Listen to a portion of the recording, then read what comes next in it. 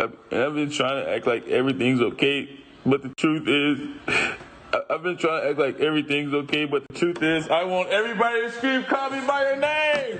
Hey! If there's one thing that Lil Nas X knows how to do besides making a dope catchy tune, is he knows how to get people talking about him. Positive or negative, people are talking about Lil Nas X, and this is clearly translating into views and streams. Lil Nas X's latest release, Montero, which is mostly being talked about for its visuals, also went #1 on Spotify as well as iTunes. The video currently sits at 65 million views after only being released 6 days ago, which means he's been getting just under 11 million views a day. The video rollout was also paired with the release of his Satan shoes, which is in collaboration with the company Mischief. Lil Nas planned to sell 666 pairs of the shoes. It contains real human blood and is based off the Air Max 97 sneaker, and they all sold out in less than a minute. Nike was not happy about this at all. They sued the company Mischief, who was making the shoes, and successfully blocked the sale of the shoes. Lil Nas X is one of the best when it comes to navigating social media. He clapped back at this lawsuit by posting funny memes to his Twitter account. Nike was not the only people upset about the video and shoes. Even pastors were including it in their sermons. By collaborators with the underworld in mind, coming in a limited edition stock of 666 pairs.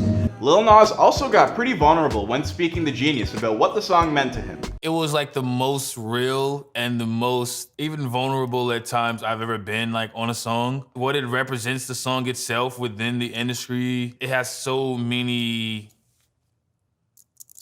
key points, like even surrounding the song, like outside of the song itself, which is why it's gonna be super important for me and for a lot of other people. Hey man, say what you want about Lil Nas X, and I guess there's a lot that you could say depending how strongly you feel about his messaging, but like I started this video off by saying, there's 2 things that Lil Nas X is going to do. One is make a dope catchy song, and the second is getting people to talk about him.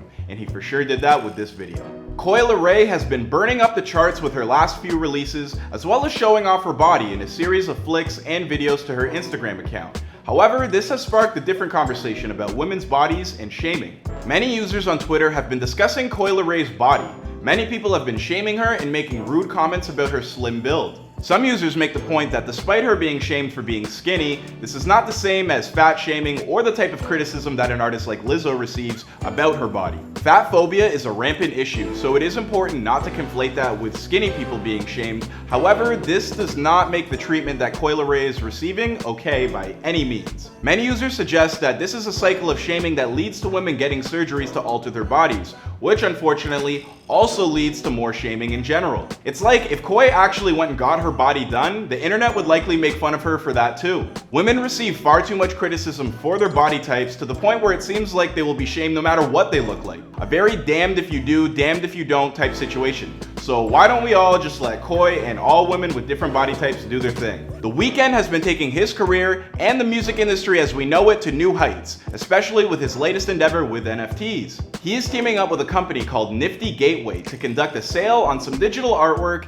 and an unreleased Weeknd song that will not be available on streaming services in the future. The sale will also feature 3 different pieces of digital artwork that contains a filtered portion of the song, as well as a 24-hour auction of the unreleased song in its unfiltered entirety. The company helping The Weeknd pull all of this off is the same marketplace who helped Beeple auction off a piece of digital art worth $6.6 million earlier this year. That's right, some people are making some serious coin off these NFTs, and it looks like The Weeknd has the potential to really shift the landscape of music, depending on how the sale of this goes.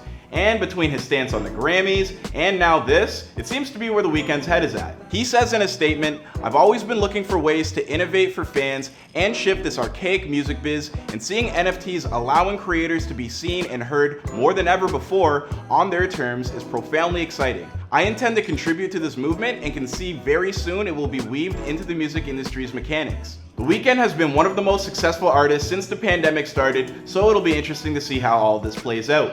Well, there you have it, ladies and gentlemen. That was the news for today. Please let us know how you feel about these stories in the comment section down below. My name is Clyde Smith, and this has been Famous News.